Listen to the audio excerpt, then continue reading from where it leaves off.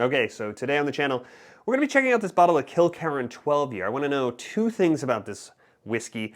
Number one, how well does it stand all on its own? And number two, does it provide us with an alternative to the Springbank 10 year? This is a whiskey I reviewed not too long ago on the channel. I will link to my review at the end of this video so you can check it out. It's a very popular whiskey. It can be hard to find. When you do find it, it can be very expensive. So it's very tempting to think maybe there is an alternative out there.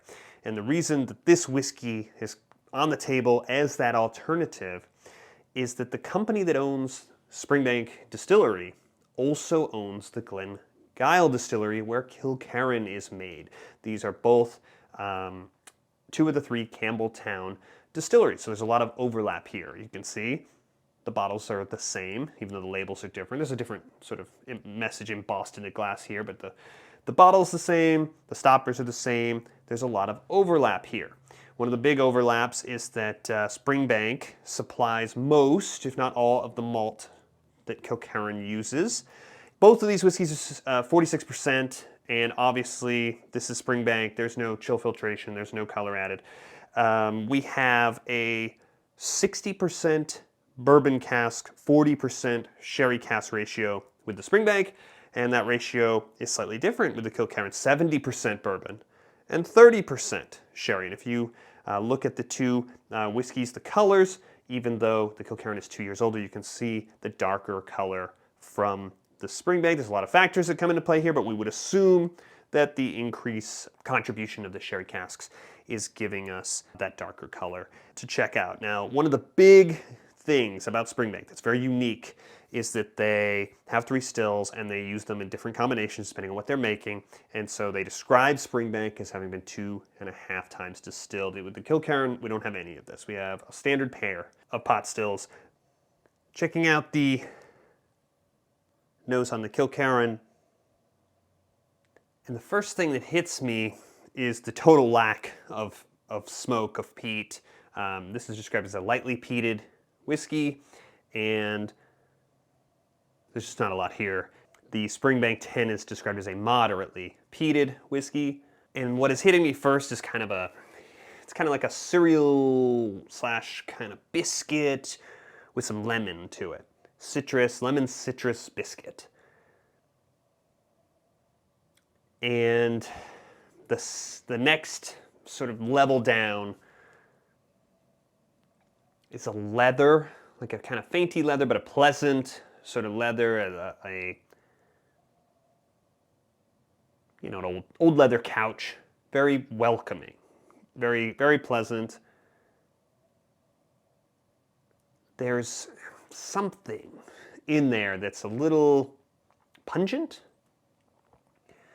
Tropical fruit, definitely. Lime, a little sweet to the tropical fruit, but like a coconut, something ripe.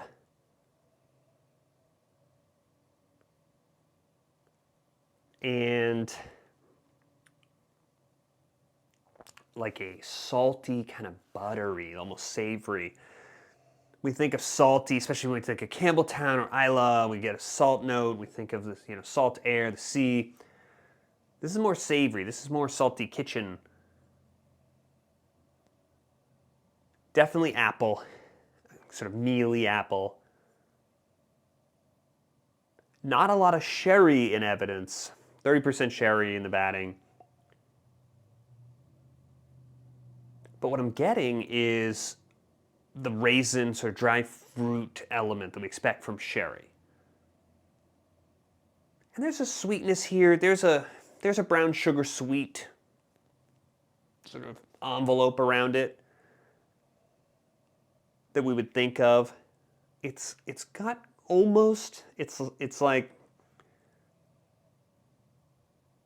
just slightly warmed, not toasted, not creme brulee. There's just not a lot of influence from the peat here, but there's something, it's there.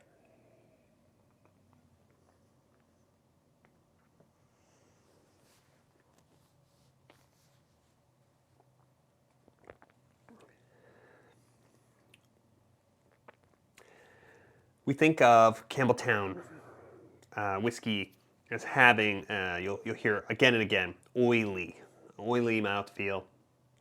This is almost syrupy. It's sweeter than I expected. Not in a bad way, because there's there's a lot going on here with the flavors. Similarly to its cousin from Springbank, a lot of nuance, a lot of complexity.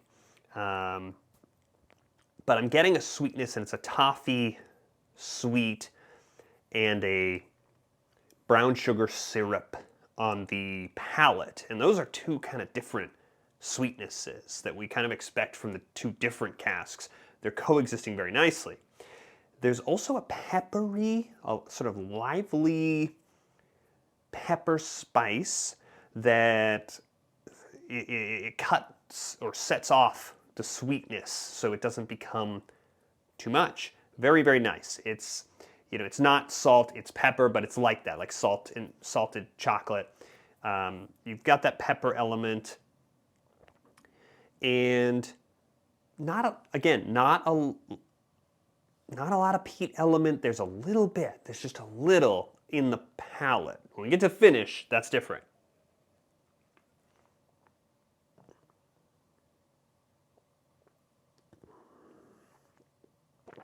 If I really want it, if I really look for it, I can almost get like an orangey. We think of that as kind of from that sherry, going with that sugar on the palate. The finish goes big. So there's a lot going on here with the finish, and it has a full circle return to that tropical element. Now it has that tropical fruit, and it's like lime, but it's not quite the same. It's a little bit tangier. It's more like lime banana now. And there is a good bit of that pepper once you hit that finish. You're getting that peppery flavor. I still have that sweetness here. Now I'm getting on the finish, kind of sitting with me, kind of like the vanilla from the bourbon cask, really kind of, for the first time, really on the forefront. It's almost like a marshmallow. It's sweet and sort of round. There is a sort of like the most delicate dusting of a little bit of sort of ash from the peat, just a little bit. It's a very, very lightly peated whiskey, but it's nice because it sets off with the sweet elements here, the tropical elements, and I am getting a pretty around the sides, sort of the palate. On the finish, I'm left with a little bit of a slightly bitter, kind of oaky, tannic kind of bitterness, and there was a bit of that running through the palate, but it really kind of blossoms. So I'm left with kind of this slightly sweet, kind of vanilla tropical down the middle, a little bit bitter around the sides, and a kind of dusting of this sort of almost ashy, powdery kind of peat experience on the finish. Overall, it is this is a complex whiskey, a lot going on, very, very rewarding. It's also 46% whiskey that does not need any water to be sippable, to be drinkable. We're going to see what happens, though, just for the sake of experimenting with our water. I'm just going to hit it with 3 little drops. There should be plenty on a whiskey that is this drinkable, neat. And one of the things that's hitting me on the nose is it's the citrus. I said lemon biscuit at the beginning, now it's lemon. And the sweet fruit elements stacked on top. So I'm losing some of that, some of the complexity. I'm losing some of the leathery element. I'm losing some of the savory element. It's a little bit more sweet, a little bit more citrus. It's probably a little bit lesser. It's still pretty inviting.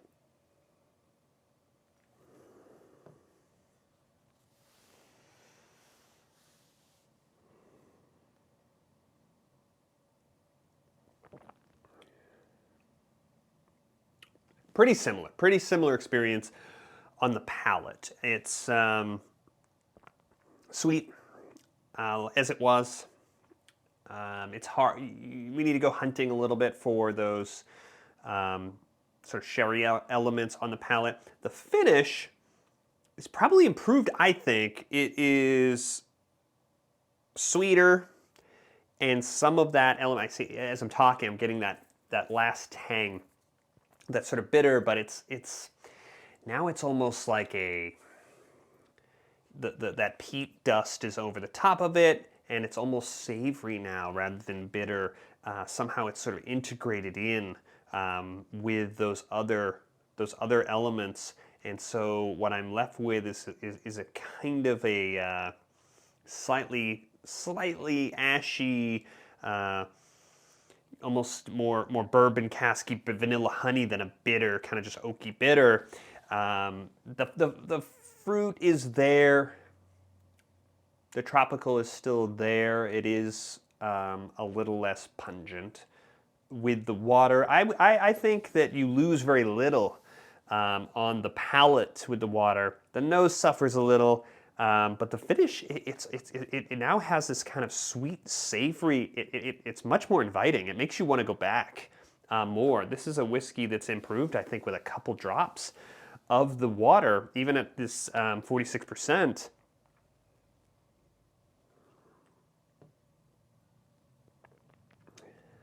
Yeah, very, very nice. Very nice finish.